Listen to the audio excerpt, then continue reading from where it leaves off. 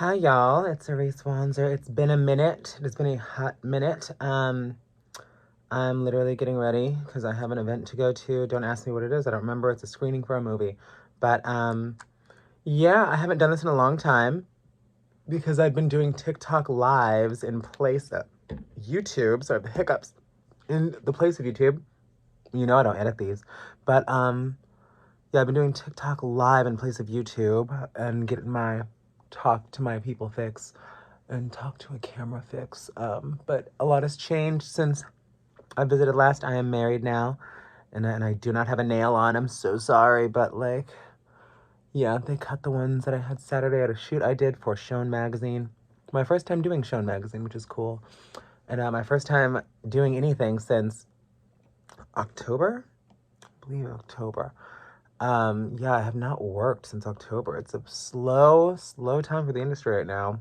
And I have all these reps, and none of them are doing a goddamn thing to get me work. And I am here just to say that. And that's just true. Cecilio and Max are the closest to getting me something. They're actually trying. But the other ones, I've got notes. But anyway, it's been an interesting start to the year, to say the least. But I'm married. I married a guy named John Harding, and I love him very much. And I've known him going on 4 years, which is crazy. But just because I don't know, the pandemic doesn't seem like it was that long ago, but I guess it really was. But it really is. And I'm sorry if it impacted everyone differently, because it did. But what I got out of it was John, so I am happy about that. I'm not happy about everything else that happened in the pandemic. That was really bad, globally. Like, it was a whole bad thing. But I will not keep talking about that because it is a sensitive subject, and I'll probably have to put a trigger warning up or something. I don't know. But yeah, now I'm getting ready to go to an event. There's no shortage of events. And so I treat those like work because I'm not being paid to go to this one. But it is a screening. I went and saw Love Lies Bleeding with Kristen Stewart and Katie O'Brien last night, and that was so good. It was an advanced screening, and Clea Duvall was there. The older sister from Roseanne was there, who's also on The Talk. I do not know her name right now. I'm so sorry. But she's really good in the Connors, and she's not seeing this, so I can just be honest about that. But don't pay my eyebrows any attention. I'm going to shape them up at the end with foundation because right now they are just going on. They're just being powdered on, and I'm sure everyone's gonna have notes about like me doing my makeup or whatever. I don't care. I don't care. I have a system, and I'm doing this really fast because I'm actually supposed to be out of here in like 10 minutes because it's in Echo Park. I don't remember. I'll have to check. But yeah, the screening is not close. It is like 25 minutes from my house. But how's everybody doing? You can't answer me because this is YouTube. But yeah, if you can remember, I can talk to myself for a while. But I'm just trying to hurry up. Look at me hurrying up. I'm putting concealer on my eye. I have already moisturized my face, which I think I did when I turned this on, but it's hard to remember because I had this down to a well-oiled machine, and I'm just putting some concealer on my eye area. Yeah, it's a little messy. Again, I'm gonna clean it up with foundation, but it's more of a BB cream than a foundation because I don't think there's a red carpet at this thing, but I'm always prepared to take a selfie with someone, so that's fine. And this is my real hair you're seeing. I'm gonna cover this up with a wig. Do I know what color? No, something that's everyday, probably brown. But yeah. This is welcome to my YouTube. Welcome to my YouTube. This is where I just talk to myself for as long as I can. God, so how's everyone? Oh God, what does everyone think about the government just giving away all this money? Like, someone told me it would take like $20 billion to end homelessness in the U.S. Unfortunately, that's not profitable, so the U.S. would never do it. But they just gave like $95 billion to Israel and Ukraine and someone else. I can't remember. Sorry, I'm not a political person, like not an expert. I'm political. Everything is political. but I am not versed on what happened. And it just happened Super Bowl Sunday, and everyone's like, oh, they did it right under our noses. I'm pissed off. I'm like, I am pissed off because we pay so much in taxes and none of it goes to us. Like, there's nothing for infrastructure. All these people are lining their pockets with dirty money from lobbyists and from corporations, getting them to make whatever laws they want that's going to, destroy the earth, because all it does is destroy the planet. And good. Okay, I wanted a fresh brush, because we're not using any. Oh, my husband just messaged me on WhatsApp. Hi, John. What's his face? John is wonderful. He's an actor. He's Australian. We got married in Sydney, Australia.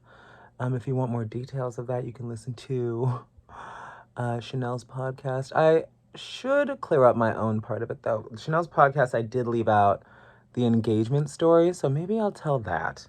You know what? Yeah. So me and John had already decided we were going to get married before I went to Australia, so Marco hurried and made me a dress lickety split, and I'm so grateful, and it is absolutely gorgeous, and it's sitting in my closet now, and it's just the most beautiful dress ever. And I never imagined myself as a bride, because as a queer person, I figured, like, why would you allow yourself to think something that may never happen? Because it just didn't seem like it was in the cards, because I'm a little older, guys. I'm 37, yeah. And so when I came out and I was like 16, I didn't think, like, gay marriage seemed like a really long shot. And so for a trans woman to get married, it seemed like a way longer shot. I was like, yo, maybe I'll just be happy with my career. And because I never thought I would find love either, because just dating while trans is, like, dating is hard on its own. I think dating is hard for everyone. I don't think it's easy for anybody. But dating while trans it is a minefield. I have stories, I have memories, I have stuff I blocked out successfully. And yeah, that I'll leave that there. But anyways, I met John during the pandemic. He messaged me on Grindr, I know. And he was really nice, really respectful, and he wasn't over the top. It was a really nice greeting of just like, hi, I'm me. And, he said he wished he was over where we're in LA. And I was like, oh, well, where are you? And he's like, I'm in Sydney, Australia. And I thought, oh, okay, that's cool. And I just thought he was someone to pass some time talking to in the moment. And I am not a huge fan of being on Grindr. I love Grindr for the things they've done for me in my career. Like, they gave me my own talk show, which was really fun. And it was good, and you can find it on here somewhere. But yeah. So I love Grindr for that, but being on Grindr and just, it's not very fun. Dating can be fun. It's not really fun. But yeah, dating while trans is a minefield, though, because you get so many, like, there's chasers who are just fetishizing you, and then a lot of people don't want to date you for real, or they think they want to date you, and then when it comes time to, like, meet the friends, meet the coworkers, meet the family, they're like, oh no, not that though. Like, anything but that. And they can't commit to it. They can't do it. And that is what I was used to. And so I thought, okay, well, this isn't going to go anywhere. And he ended up being very different from anyone I'd ever dated and anyone I'd ever seen any of my friends date. I didn't know we could have it like this. And I feel very, very lucky to have found him. Just on a whim, because I think I spoke 2 sentences to him on Grindr, then I said, I'm getting off this thing. I don't want to stay on here. And so I directed him to my Instagram, and he went and followed me, and then I followed him back, which I never do. But I saw his profile, and it was public, and he was smiling, and he had a family, and he had friends. He looked like a normal guy, and he was really hot. He was right up my alley. I thought he was so hot. But yeah, I just thought, okay, cool. Seems like a nice guy. I'll give him some attention. But, guys' attention span, in my experience, like, when you're not sleeping with them or there's no promise of sex, they usually get bored after, like, 2 weeks. Like, like, just shooting the shit, having conversation. This one did not, because I never thought we would meet, because I've never been to Australia. I never had a desire to go to Australia. It wasn't on my bucket list. And I was just like, it was what it was. It was just a thought that was never in my mind. And so I thought, oh, neat, I have a little pen pal. That's nice. And so it was like light flirting, but it was more friendly than anything else. And then I think the pandemic really hit and he had an injury. And so he was stuck at home. And we started watching movies together. He asked me, he said, do you want to watch a movie together? And I was like, yeah, sure, because I wasn't doing anything. America was closed. And so we started watching all these different movies together. We compiled a list of movies that neither of us had seen, or ones that I thought he should see, or ones he thought I should definitely see. And we have worked through that list. We've added to the list, and we've been doing that for years now. But yeah, after X on the Beach, I went to see him because I told him I was going on X on the Beach, and he was not jealous or weird about it at all, because that was our first year talking.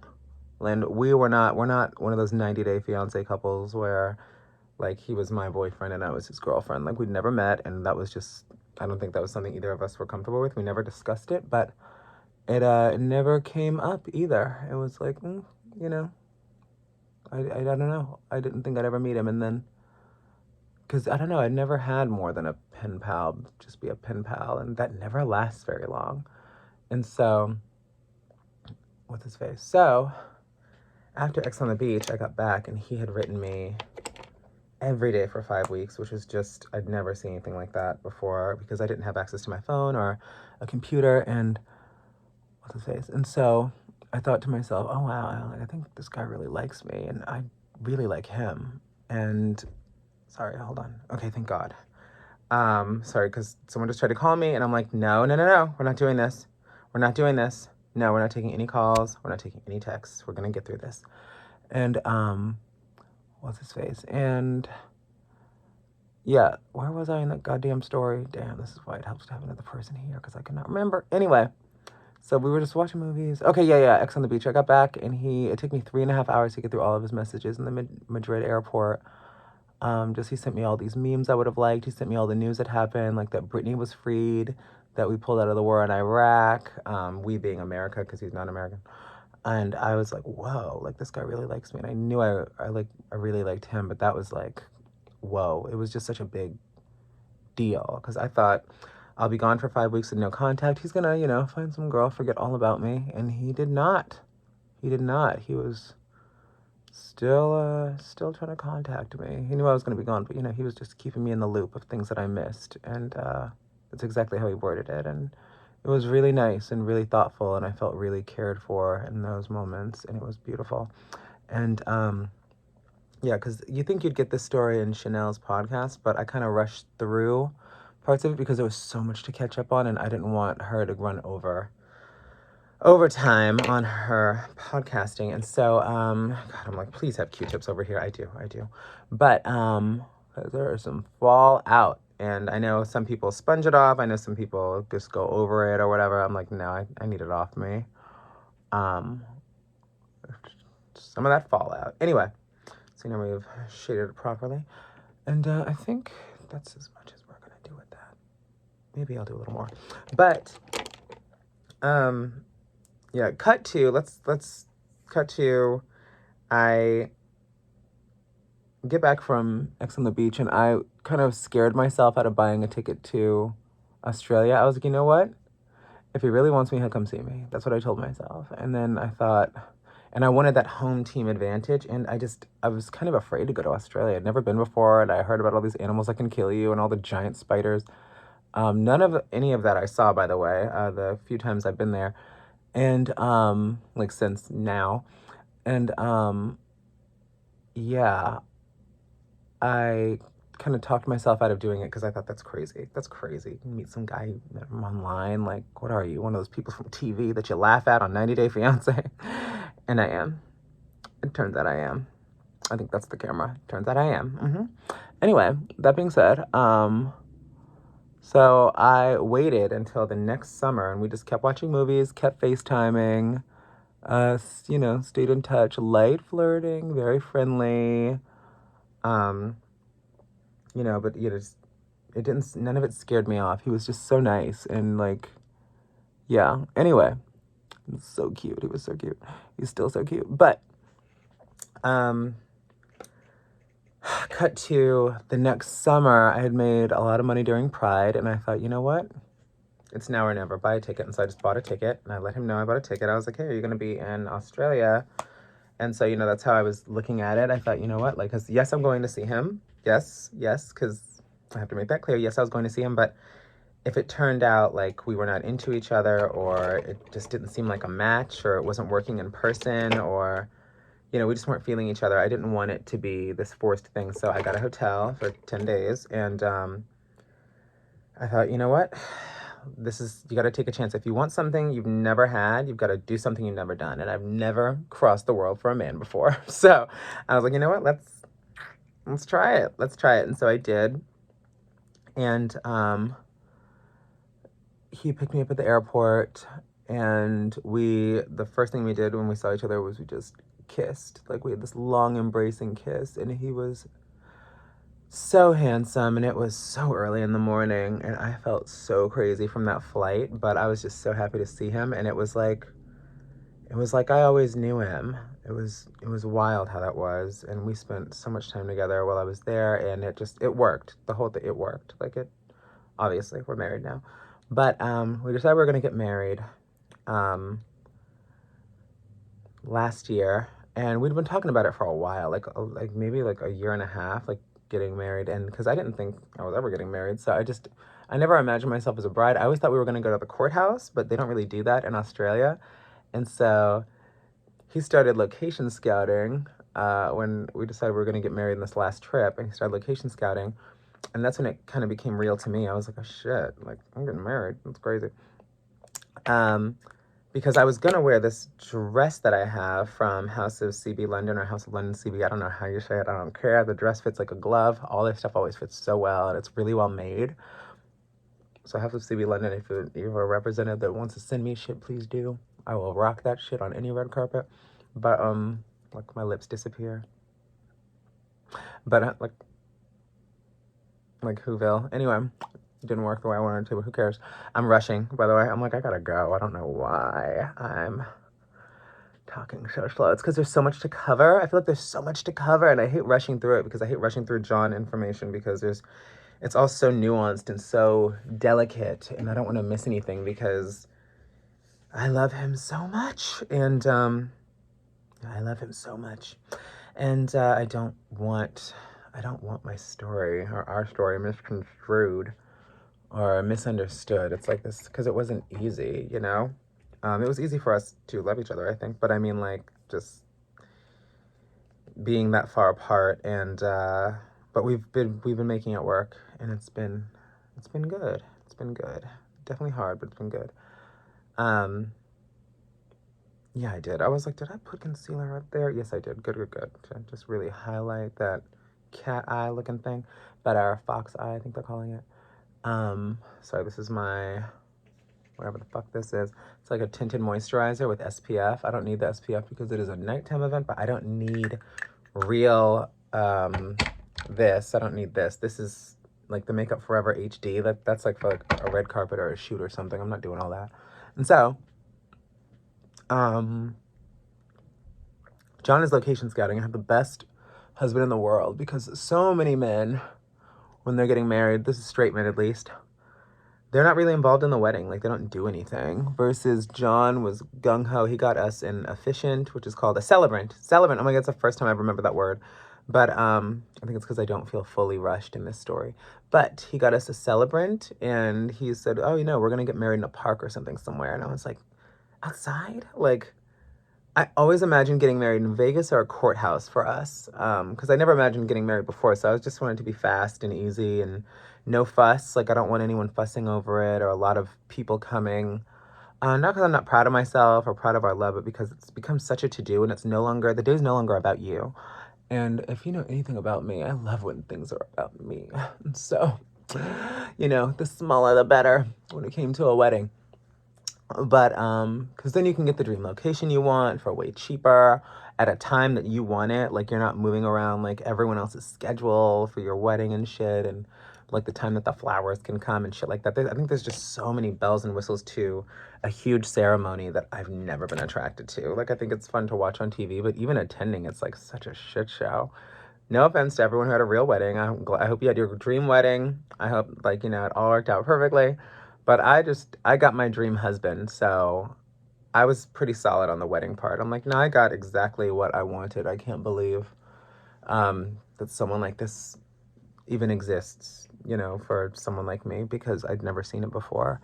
And so he was location scouting, and while I was over here, and that's when I saw the locations. They were so beautiful. Every single one he showed me was so beautiful, and I just thought, Jesus, I can't get married in this dress. Like, it's a nice dress, but it's beige, like a khaki color. And I just thought, okay, no, wow, shit, I'm marrying the love of my life. Like, I love him so much. I should probably take this seriously. Like, I'm a bride. Holy shit. Like, I'm a real ass bride. I'm doing my kimchi puff puff stuff. Oh shit, there's a lot in there. Okay. Whoops. That was more than I meant, but whatever, we're gonna work with it. Yeah, you'll do. Ooh, powder some of that off. But that got me to call Marco, like, while I was still wearing the dress, because I'd tried on the dress, and I called Marco. I said, hey, it's time, because he'd always joked that he was going to make my wedding dress. And I was like, oh yeah, sure, that's going to happen. Oh yeah, sure you are. And so I said, it's time. And the first thing he guessed, he said, I'm making your wedding dress. And I said, you're making my wedding dress. And I just started crying, and it was just all tears. And he was like, oh my God. He's like, no way. I said, yes. He goes, okay, you're coming tomorrow. He's like, no, wait, I'm booked tomorrow. Come in the studio Thursday, which was like 2 days from then. He's like, and we're going to get you all fitted up and get everything sorted. So get some dress ideas and bring them in. And I said, okay, great. Got it. Let's do it. And so I sent my dress ideas over right away, and they looked kind of like my House of CB London dress, because I like that silhouette. It was, you'll see it on Instagram. If you look, if you're not already a fan of mine on Instagram, but, oh, damn. Blend better, bitch. Blend better. Blend better. Okay. And, but since I knew from the location that John had shown, but from the ones that we'd seen, because we were going to pick it once I got there, since I knew it was outside, I'm like, okay, we're not doing a dress that drags, and I had to pack it to go to Australia, and I also had to pack my Peggy Bundy outfit, my Peggy Bundy wig, because we did that for Halloween, and I had to pack an outfit for his sister's wedding, because we were going to her wedding when we were there in Tasmania. There was just so many things going on, and I'm a bit of a perfectionist when it comes to the way I look, and so I was driving myself crazy up until the point that we got there, but to all the things that I had to get dressed for, because it's so important to me, just looking perfect for the occasion. But a lot of pressure, because I'm also trans, and yeah, I don't want to, I feel like I'm representing for everyone, like, that people don't meet. Like, so some people, they're meeting a trans person for the first time. I want, you know, you to have a good impression of us. And it sucks that it feels like it have to be perfect, but also being Black, that's just how we were raised, that we had to be like 110% better than everybody else, because like when everyone else is giving 100%, we had to give like 150%, which is not a real thing. Obviously you can't have 150% of a percentage, but like, but whatever, it's just a saying, and I'm just used to using it right now.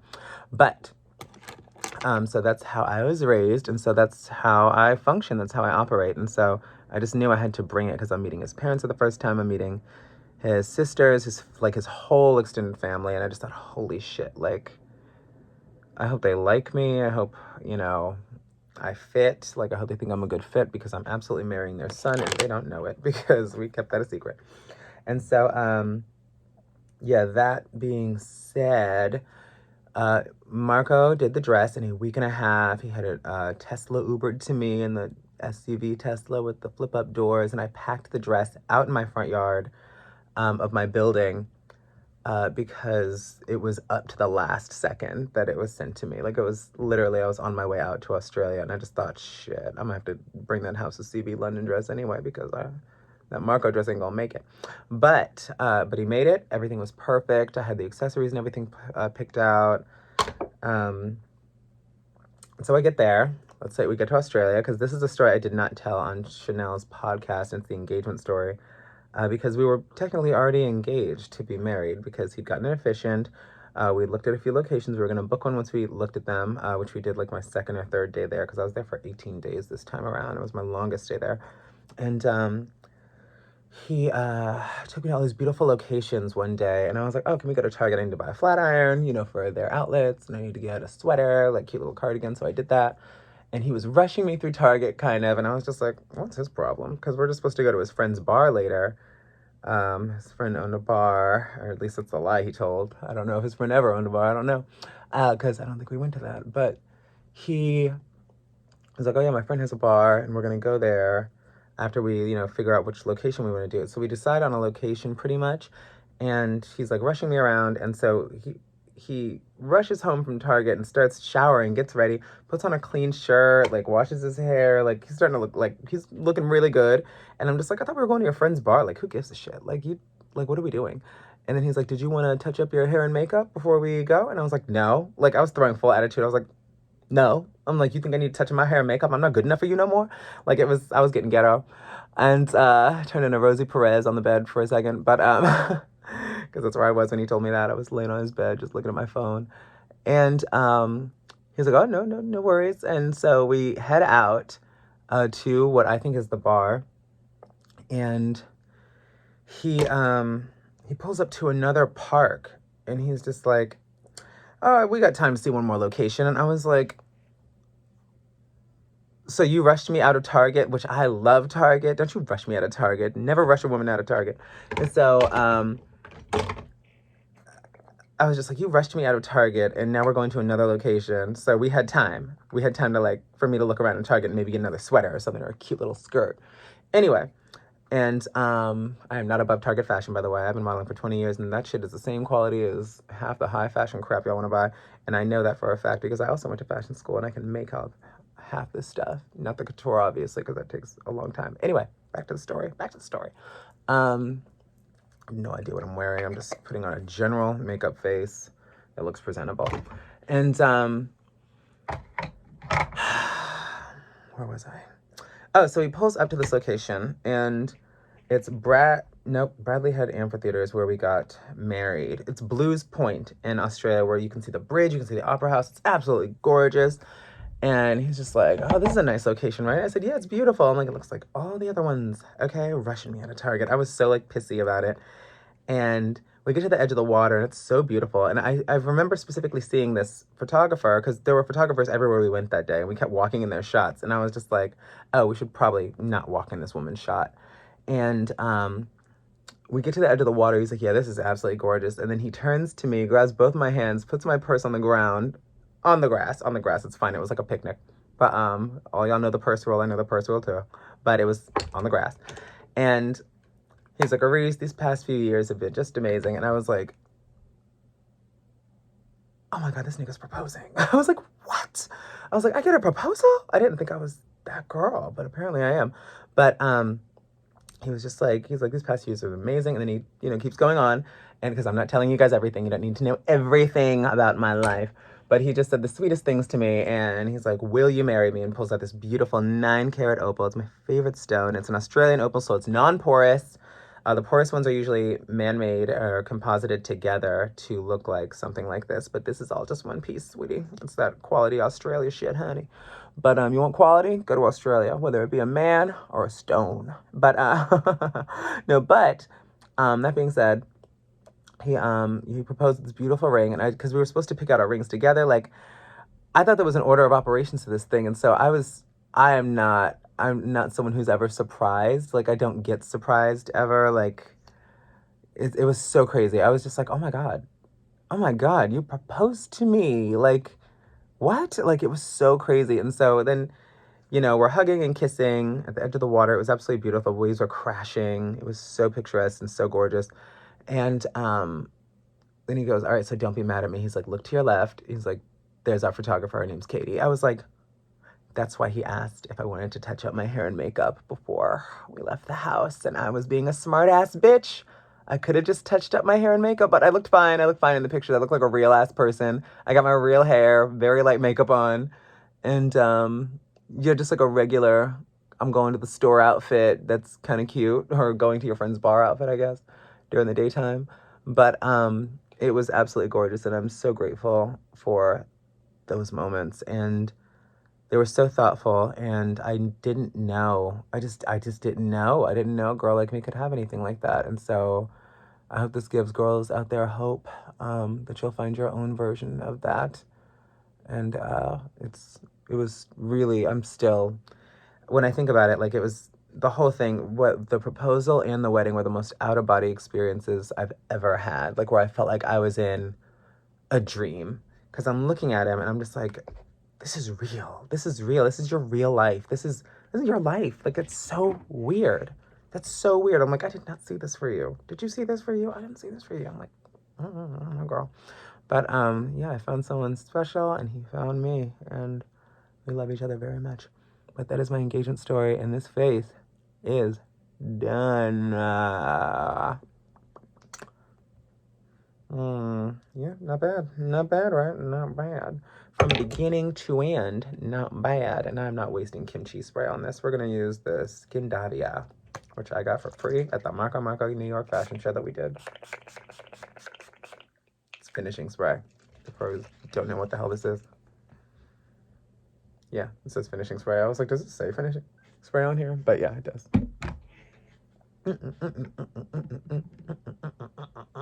All right, that's the story. I'm gonna go because I am probably fucking late. But yeah, I gotta go tuck this under a wig cap. And when I say go, I mean sit right here. But my story is done for now. And so yeah, that's what I'm gonna tell you. I did some makeup and talked about my wonderful, gorgeous husband, who I love so much. Ow! I think I ripped some hair out. All right. Hello, Afro. No, it's full of Eco Style gel, which if you're black, you know exactly what that is, and you know this shit is staying in place. But my hair is full of it right now, and obviously it's dried because it's from yesterday. But I did put it up in a bun to go to the gym. Otherwise, I would have looked like, I don't know, a woman from the 1930s, like with that spit curl thing. Without the spit curl, it'd just be hair pasted to my head. But yeah. All right, guys, that was fun. 31 minutes, not bad. See? Work. I still got a lot to say. Bye.